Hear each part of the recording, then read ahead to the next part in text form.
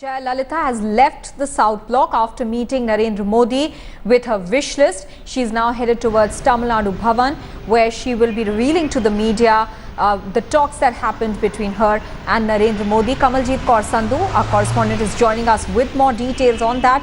Kamal, what was the list of demands that we know Jayalalithaa carried to Narendra Modi today?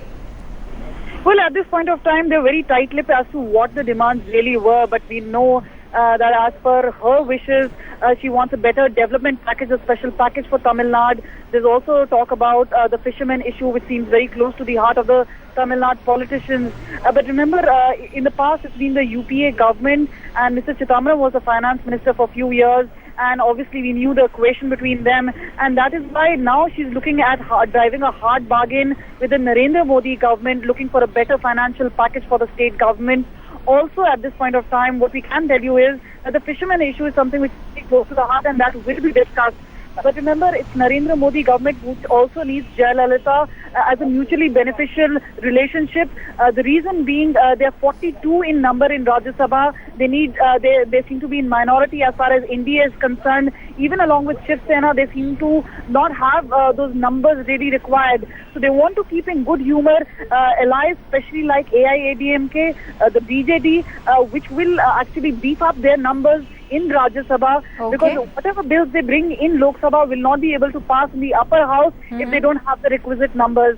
But right now, it's also about both driving a hard bargain. Will they get a portfolio in the cabinet in that sense? Because even though they're not supporting the NDA as such, it is also about getting Jayalalithaa into the NDA fold.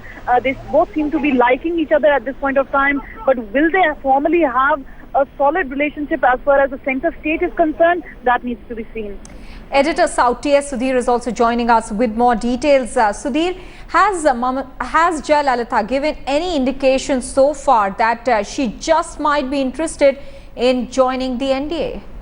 Well, prior to her visit to Delhi, Chennai has been abuzz with a lot of speculation that there could be some kind of reaching out by both Jayalalithaa as well as Narendra Modi, because Narendra Modi does need the numbers in the Rajya Sabha. He has a very clear majority in the Lok Sabha, but when important bills, legislation goes to the Rajya Sabha, he has to ensure that they do pass of bills, and that's where the AIADMK support will prove to be extremely critical. At the same time, Jayalalithaa, who wants to perform a hat-trick of wins over the DMK, so after the 2011 Assembly, the 2014 Lok Sabha, and now her sights are on the 2016 Assembly elections, because she does realize that Karunanidhi, who in fact turned 91 today, has almost passed on the baton to his son Stalin, and she has the best chance to actually decimate the DMK if she actually has a good run in the next 2 years. And if support from the center comes, courtesy Narendra Modi, in terms of more funds from the center, more development projects which can be given to Tamil Nadu, she could actually project herself as a development-oriented chief minister,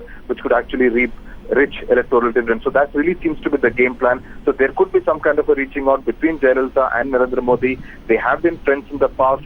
Despite her boycotting Narendra Modi's swearing-in ceremony at Rashtrapati Bhawan, it doesn't really seem to have spoiled the equation, because Modi also realizes Jayalalitha's own domestic compulsions of having to take some kind of a hardline stance as far as Sri Lanka is concerned. Kamal, coming back to you, has the BJP so far given any indication that Narendra Modi would perhaps go ahead and raise this issue of Jayalalithaa joining the NDA at this crucial meeting today that has just gotten over?